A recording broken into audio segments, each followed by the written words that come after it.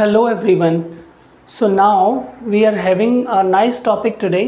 आज की क्लास के बारे में हम लोग बातचीत करेंगे, लेकिन उससे पहले मैं आपको बता दूं कि अगर हम इंग्लिश बोलना सीखना चाहते हैं then for that we have to continue some habits. उसके लिए कुछ आदतों को हमें कंटिन्यू करना पड़ेगा। जैसे हमें इंग्लिश में कुछ ना कुछ डेली पढ़ना चाहिए।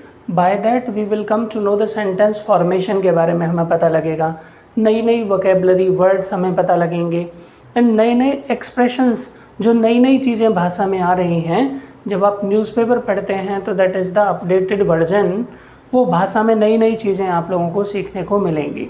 तो कुछ ना कुछ डेली पढ़ना स्टार्ट कर दीजिए इंग्लिश में, कुछ ना कुछ सुना करें इंग्लिश में डेली, चाहे वो सॉन्ग्स हो सकते हैं, न्यूज़ हो सकती हैं, ताकि आपको उनका एक्सेंट पता लगे, आपको लहजा पता लगे धीरे धीरे।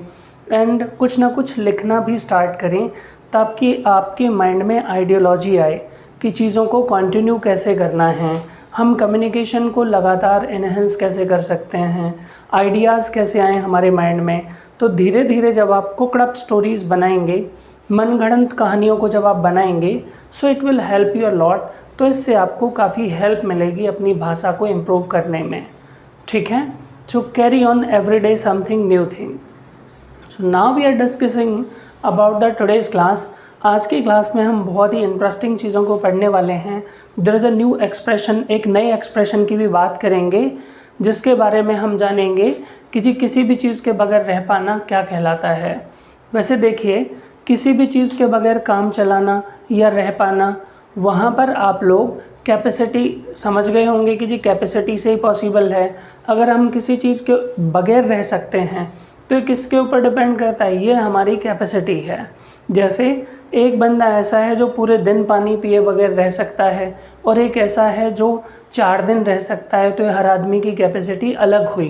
तो जब हम किसी भी चीज़ के बारे में बताते हैं कि मैं इस चीज़ के बगैर रह सकता हूँ या मैं इस चीज़ के बगैर काम चला सकता हूँ, जा सकता हूँ, तो वहाँ पर इंग्लिश में एक एक्सप्रेशन का इस्तेमाल करते हैं। एक्सप्रेशन तो मैंने आपको बताया ना क्या होता है, expression is equal to action plus preposition. तो कोई एक क्रिया होती है और उसके बाद में हम एक प्रपोजिशन लगाते हैं और ये नई चीज़ बन जाती है भाषा में एक्सप्रेशन, जिसके मीनिंग भी डिफरेंट डिफरेंट निकलते हैं। So let's study about one nice expression is today, जिसके बारे में हम बातचीत करेंगे, जिसे हम बोलते हैं इंग्लिश में जी, उसे बोलते हैं गो विदाउट। ठीक है फ्रेंड्स, एक्चुअली जब आप लोग गो वर्ड का मीनिंग निकालेंगे तो गो का मतलब तो आपने जाना पड़ा है, ठीक है, लेकिन हर जगह पर गो का जाना मतलब नहीं होता। अलग अलग एक्सप्रेशंस जब आप यूज़ करेंगे प्रपोजिशंस के साथ, तो इनका मतलब भी अलग अलग निकल सकता है। वैसे इंग्लिश में किसी भी एक वर्ड का कोई फिक्स मीनिंग हो ऐसा नहीं है। एक वर्ड को बहुत अलग अलग तरीके से अलग अलग जगहों पर हम लोग इस्तेमाल करते हैं। और गो का मतलब ये क्रिया हो गई और विदाउट एक प्रपोजिशन आ गई, तो इन दोनों का मतलब होता है किसी भी चीज़ के बगैर काम चलाना, किसी भी चीज़ के बगैर रह पाना। तो अगर मैं आपसे पूछता हूँ कि जी क्या आप इस चीज़ के बगैर रह सकते हो, तो कैन यू गो विदाउट। क्योंकि कैपेसिटी की बात है तो हम लोग कैपेसिटी की बात कैन से करते हैं और लाइन बनेगी कैन यू गो विदाउट। ठीक है, कैन यू गो विदाउट। जैसे मैंने यहाँ पर लिख दिया करंट। करंट का मतलब इलेक्ट्रिसिटी, बिजली। तो क्या आप इस चीज़ के बगैर रह सकते हैं श्रीमान? मुझे नहीं लगता कि आज के टाइम पर बिना करंट के बात बन पाएगी, चाहे वो इन्वर्टर का हो चाहे कैसे भी, लेकिन लाइट तो चाहिए ही, करंट तो चाहिए ही हर किसी को। लेकिन फिर भी बहुत दूर दराज के गांव में आज भी कुछ जगहों पर इलेक्ट्रिसिटी अवेलेबल नहीं है।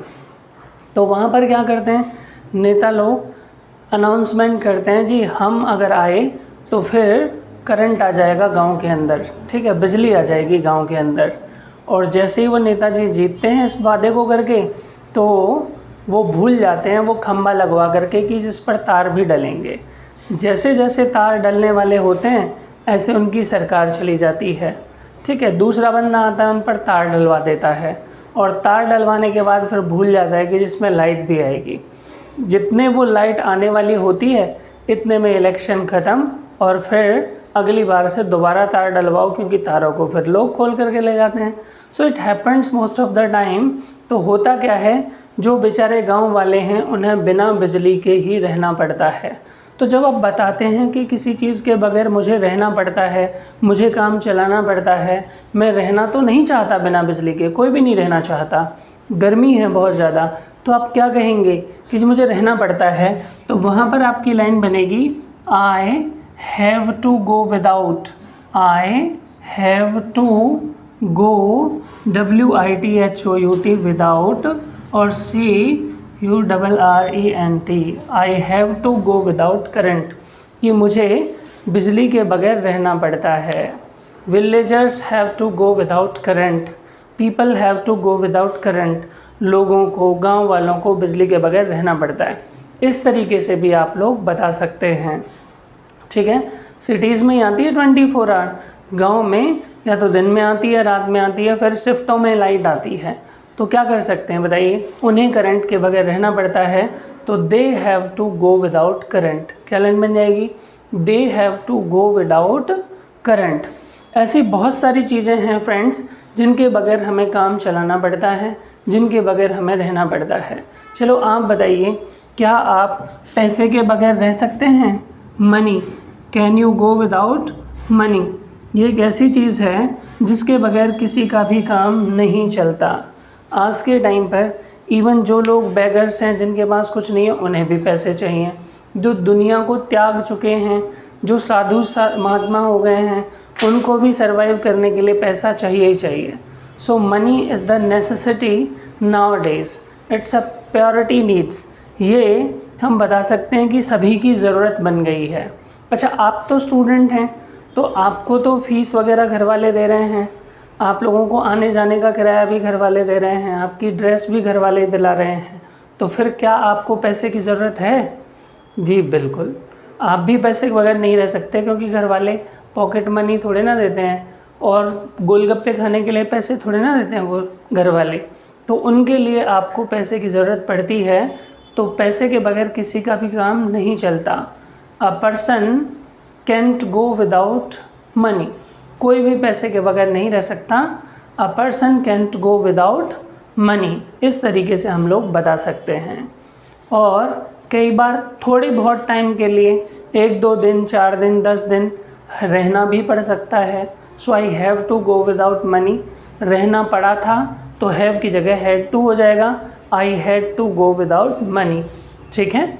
नेक्स्ट है ऐसे ही, अच्छा आज के टाइम पर इस चीज़ के बगैर किसी का भी काम नहीं चलता, दैट इज़ कॉल्ड मोबाइल, ठीक है। तो अगर मैं आपसे पूछूं कि जी क्या आप लोग मोबाइल के बगैर रह सकते हो, can you go without mobile? अच्छा आप रह सकते हो, उससे पूछ लो। तो ही सीट से भी कैसे बात करेंगे, कैन से ही करेंगे, क्योंकि कैन तो सभी के साथ एक ही तरीके से इस्तेमाल होता है। तो can he go without mobile, तो आप बता सकते हैं he can go without mobile या फिर ही कैंट गो विदाउट मोबाइल।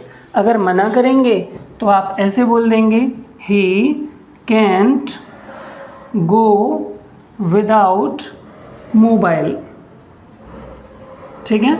इस तरीके से आप लोग सेंटेंस बना सकते हैं कि जी मैं मोबाइल के बगैर नहीं रह सकता, I can't go without mobile, वह नहीं रह सकता, he can't go without mobile. But students को तो पढ़ना चाहिए ना, अ पर्सन और अ स्टूडेंट शुड स्टडी, प्रत्येक बच्चे को पढ़ाई करनी चाहिए, मोबाइल से क्या लेना देना।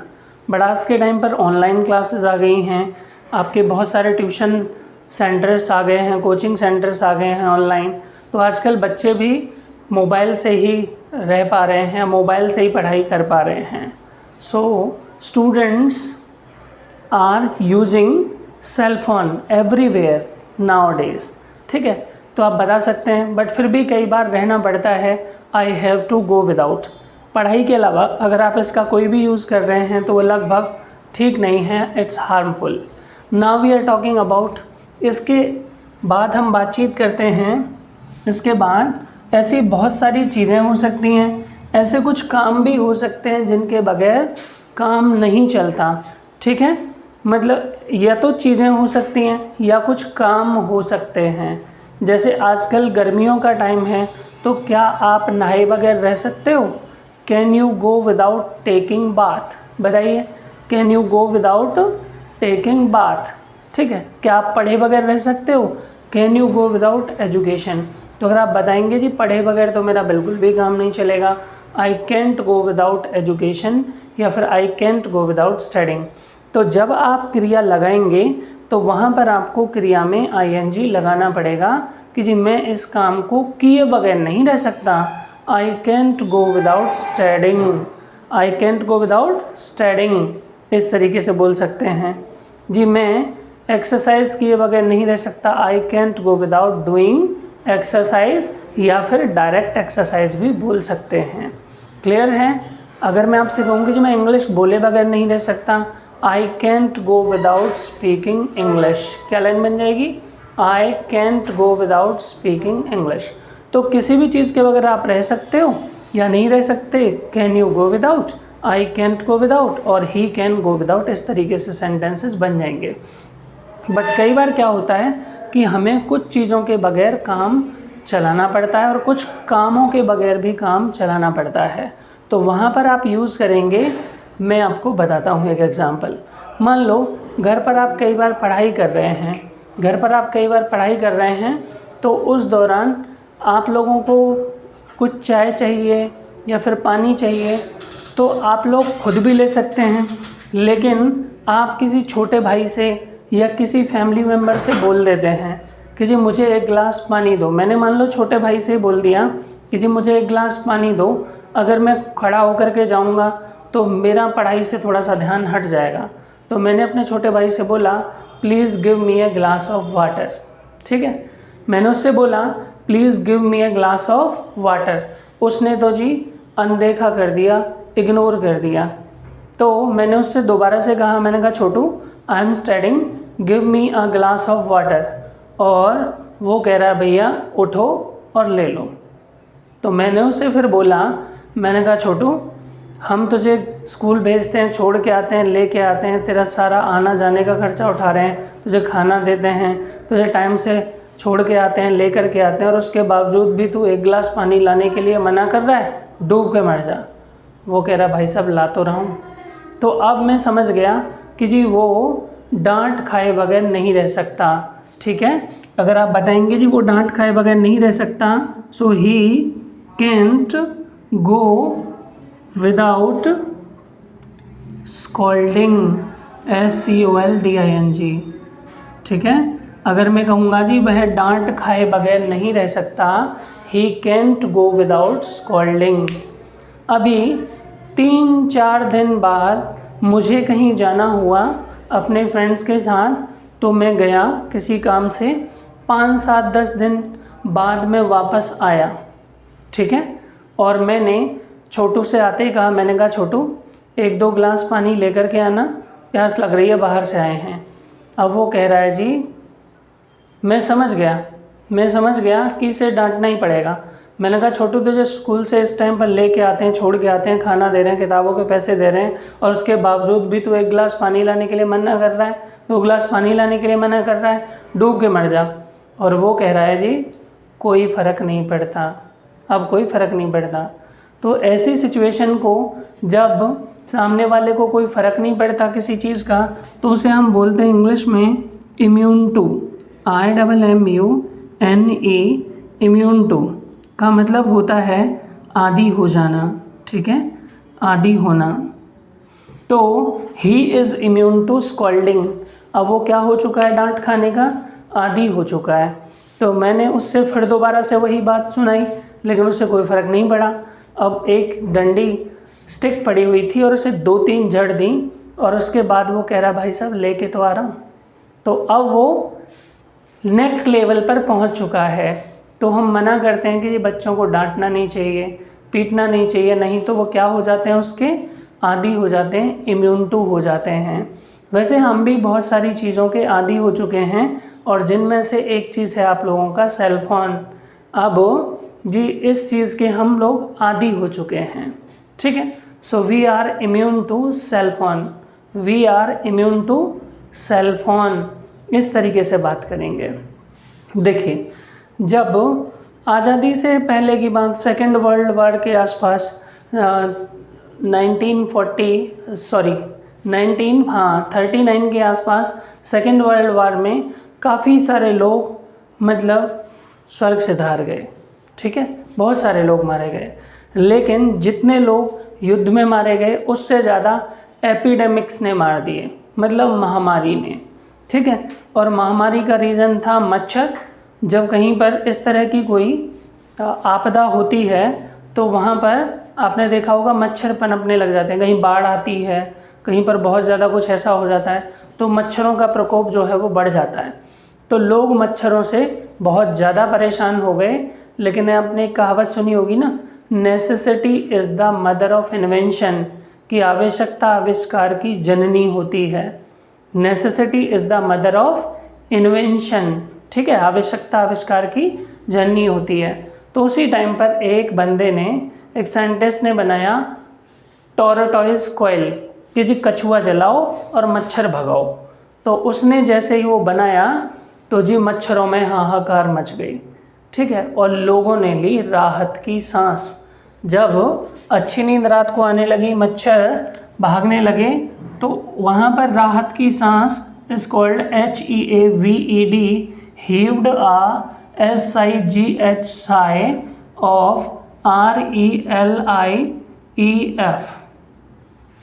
ठीक है, relief, PEOPLE, people heaved a sigh of relief का मतलब हुआ लोगों ने राहत की सांस ली। लेकिन कुछ टाइम बाद हुआ क्या कि मच्छर उस टॉर्टोइज कॉइल के हो गए आदी। Mosquitoes became immune to tortoise coil. और उसके बाद फिर एक नई चीज़ आई और वो थी गुड नाइट। जो आपने देखा हो ना, बल्ब के ऊपर पहले एक टिक्की रखते थे मस्कीटो भगाने के लिए, उसे बोलते थे गुड नाइट, ठीक है। और कुछ टाइम बाद उसके भी मच्छर आदी हो गए। फिर उसके बाद क्या आया, उसके बाद आया ऑल आउट, कि जी एक बार में ही सभी बाहर, ठीक है। और कुछ टाइम बाद मच्छरों का उससे भी कोई मतलब फ़र्क नहीं पड़ता मच्छरों को। अब तो बस एक ही चीज़ बच गई है कि उन्हें करंट दे करके मारा जाए। तो आजकल इलेक्ट्रिक, आपने देखा होगा, शॉर्ट से मच्छरों को मारा जाता है, ठीक है। तो धीरे धीरे जैसे टाइम रिलीज़ होता है, टाइम निकलता है, टाइम पासेस, वैसे ही चीज़ों के आदी हम लोग हो जाते हैं। So now mosquitoes are immune to All Out, mosquitoes are immune to whatever, crocodile coil, और जो भी आप कहना चाहते हैं, ठीक है।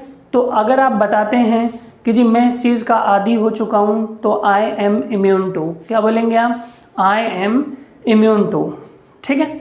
ऐसे बोल सकते हैं, जैसे पहले शरीर में दर्द के लिए एक टैबलेट लेते थे और उसका नाम, बस नाम तो पता नहीं, लेकिन वो गांव में हर परचूने की शॉप पर मिल जाती थी और उसका नाम था, बताइए क्या नाम था, हरे पत्ते की गोली के नाम से ही उसे जानते थे, ठीक है। और उसे लेते थे लोग और लेते ही तुरंत आराम हो जाता था।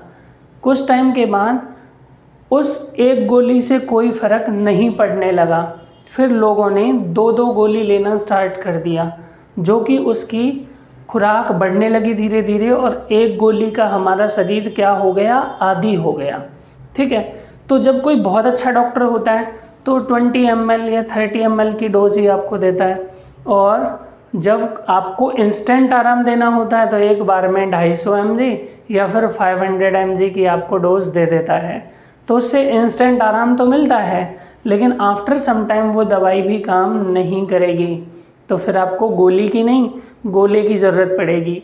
तो उसके लिए आप लोग ध्यान रखें कि हमारी बॉडी जो है, हमारा शरीर भी जो है वो क्या हो जाता है, आदी हो जाता है। और a body become immune to anything, किसी भी चीज़ के आदी हो जाते हैं, ठीक है। अभी जैसे यहाँ पर हमारे यहाँ लोकल में काफ़ी सारा पॉल्यूशन भी होता है, बट हम क्या हो गए, इस पॉल्यूशन के आदी हो चुके हैं, we are immune to pollution, ठीक है। इस तरीके से बता सकते हैं आप। And we are use to भी बोल सकते हैं, अब तो हम यूज टू हो चुके हैं। सो इम्यून टू किसी भी चीज़ के आदी होने को आप लोग बोलते हैं। इसके बाद देखिए कई बार आप यूज़ करते हैं कि जी मुझे उस टाइम पर कॉल मत करना, ठीक है, आप क्या बोलते हैं कि मुझे उस टाइम पर कॉल मत करना, मैं उस टाइम पर कुछ कर रहा हूँगा, तो वहाँ पर आप इस्तेमाल करेंगे will be action plus ing का, ठीक है, will be action plus ing। जैसे don't call me between 7 to 8, don't call me between 7 to 8, I will be taking food that time, मैं उस समय खाना खा रहा हूँगा, ठीक है। Don't call him between 7 to 8, he will be riding the bike, उसे आप 7 से 8 के बीच कॉल मत करना, वो जॉब जाता है तो वह बाइक चला रहा होगा उस समय। सो don't call him between 7 to 8, he will be riding the bike. Don't call me between 8 to 9, I will be having dinner. इस तरीके से आप सेंटेंसेस को बता सकते हैं। तो विल बी एक्शन प्लस में ing का इस्तेमाल होता है। तो मैंने पूछा जी मैं किस समय कॉल करूं आपको, what time should I call you, ठीक है, आप ही बता दीजिए। तो आप बता सकते हैं call me between 5 to 6, I will B free that time, ठीक है, आई will B free that time. अगर आप लोग एक्शन बताएंगे तो एक्शन में ing लगा देंगे कि जी मैं उस टाइम पर कंप्यूटर पर काम कर रहा हूँगा, I will be operating the computer, I will be working on computer. इस तरीके से आप लोग बता सकते हैं। जब आप फ्यूचर में कोई भी काम कर रहे होंगे, आई विल बी एक्शन प्लस में ing का हम लोग इस्तेमाल करेंगे। नेक्स्ट इसके बाद एक चीज़ और होती है, will be action plus ing के बाद मैं एक एग्जांपल लिख देता हूँ, don't call me between 7 to 8, आजकल बिटवीन को ऐसे शॉर्ट में लिख देते हैं 7 to 8, I will be having dinner, ठीक है, मैं खाना खा रहा हूँगा रात का उस समय, मुझे इस समय कॉल मत करना, मैं उस समय खाना खा रहा हूँगा। Don't call me between 7 to 8, I will be having food. Clear है। एक और होता है should be action plus ing, should be action plus ing, ठीक है, विल बी होता है और शुड बी होता है, ठीक है। एक जैसे हम बोलते हैं ना कई बार, मैं भविष्यवाणी करता हूँ कि, I predict that, I predict that, ठीक है, India will win the match, ठीक है, I predict that India will win the match, India will win the toss, whatever, जो भी आप बताना चाहें। तो आई प्रेडिक्ट दैट का मतलब होता है मैं भविष्यवाणी करता हूँ कि, I predict that you will get good percentage, ठीक है, इस तरीके से बता सकते हैं। I predict that you will get admission in government college, इस तरीके से भी आप लोग बता सकते हैं। एक होता है should be action plus ing, ठीक है, उसका मतलब होता है आपको ये करते हुए होना चाहिए, आपको कोई भी काम करते हुए होना चाहिए। जैसे मैं किसी बंदे से और बस स्टैंड पर मिला, वो बाइक चला करके आ रहा था कहीं से, तो जो उसने हेलमेट ही नहीं पहन रखा। अब जैसे वो मुझे मिला तो मैंने उससे बोला कि यहाँ पर बहुत सारे चालान काटते हैं पुलिस वाले, आपको हेलमेट पहने हुए होना चाहिए, you should B wearing helmet. क्या लाइन बन जाएगी, you should B wearing helmet, ठीक है, you should B WEARING wearing helmet, ठीक है। आप किसी से मिले जब वहाँ पर कोर्ट में किसी बात पर केस चल रहा था, तो हमारा पड़ोसी था। मैंने उससे कहा जाकर के कि तू झूठ बोल रहा है, तुम्हें तो सच बोलते हुए होना चाहिए। You should be speaking truth, you should be speaking truth. तो किसी भी काम को करते हुए वो आपको होना चाहिए यू शुड बी। ठीक है, you should be action plus ING आप लोग बता सकते हैं। एक और होता है, वो होता है फोरकास्ट। फोरकास्ट का मतलब भी भविष्यवाणी करना होता है। ठीक है, एक वर्ड तो होता है आप लोगों का कास्ट, कास्ट, और एक होता है थ्रो। ठीक है, थ्रो का मतलब तो होता है किसी चीज़ को फेंकना, लेकिन फेंकने के बाद आपका कोई रोल नहीं रह जाता। लेकिन अगर आपने किसी चीज़ को कास्ट किया है तो इसका मतलब भी डालना होता है, फेंकना होता है, लेकिन इस चीज़ से आपका संपर्क बना रहता है, इसलिए कास्ट द वोट होता है। कास्ट द वोट, आपका बंदा चाहे हारे या जीते लेकिन आप उसके संपर्क में रहते हैं। एक और होता है पानी के जो शिप होते हैं उन्हें रोकने के लिए एंकर डालने पड़ते हैं, आपने देखे होंगे ना, उन्हें रोकने के लिए पंजे टाइप में कुछ डालते हैं, उन्हें एंकर बोलते हैं। तो उन्हें डालना भी कास्ट द एंकर ही कहलाता है। तो एक होता है थ्रो और एक होता है कास्ट। तो ये है वेदर फोरकास्ट। वेदर फोरकास्ट का मतलब मौसम की भविष्यवाणी। ठीक है, फोरकास्ट का मतलब यहाँ पर भविष्यवाणी से ही है, जो प्रेडिक्ट था, लेकिन हम लोग मौसम के लिए फोरकास्ट का इस्तेमाल करते हैं। जैसे मौसम की भविष्यवाणी के अनुसार शिमला में बर्फ़ गिर रही होनी चाहिए। According to weather forecast it should be snowing in Shimla. According to weather forecast it should be snowing in Shimla. ठीक है, it will be snowing in Shimla, गिर रही होगी। ठीक है, it will be snowing in Shimla, इस तरीके से आप बताएंगे। इट मे बी और माइट भी होता है। ठीक है, जैसे अगर मैंने आपसे कहा कि मुझे कॉल मत करना शाम को, मैं शायद दिल्ली जा रहा हूँगा, so don't call me in evening, I may be going to Delhi. ठीक है, या don't call me in evening, I may be attending the party, मैं शायद पार्टी अटेंड कर रहा हूँगा। ठीक है, और एक होता है माइट भी, कि मैं शायद ही ये काम कर रहा हूँगा। You can call me in evening, I might be riding the bike, मैं शायद ही बाइक चला रहा हूँगा, आप मुझे कॉल कर सकते हैं इवनिंग में, नो प्रॉब्लम इज़ देयर। तो एक होता है will be action plus ING, may be और माइट बी का भी आप लोग इस्तेमाल करते हैं। स्टार्टिंग में हमने पढ़ा कैन यू गो विदाउट, और गो विदाउट का मतलब होता है किसी भी चीज़ के बगैर काम चलाना और रह पाना। और एक पढ़ा हमने इम्यून टू, इम्यून टू का मतलब होता है किसी भी चीज़ का आदी होना और किसी भी चीज़ की आदत पड़ जाना, जैसे he is immune to scolding. ठीक है, तो ये बहुत सारी चीज़ें हैं, जब आप प्रैक्टिस करेंगे तो आपके समझ में आएंगे और अच्छे तरीके से। इसी तरह की इन्फॉर्मेटिव वीडियोस पाने के लिए बने रहिए हमारे साथ। हमारी एप्लीकेशन को डाउनलोड कीजिए एंड चैनल को लाइक एंड सब्सक्राइब करना ना भूलें।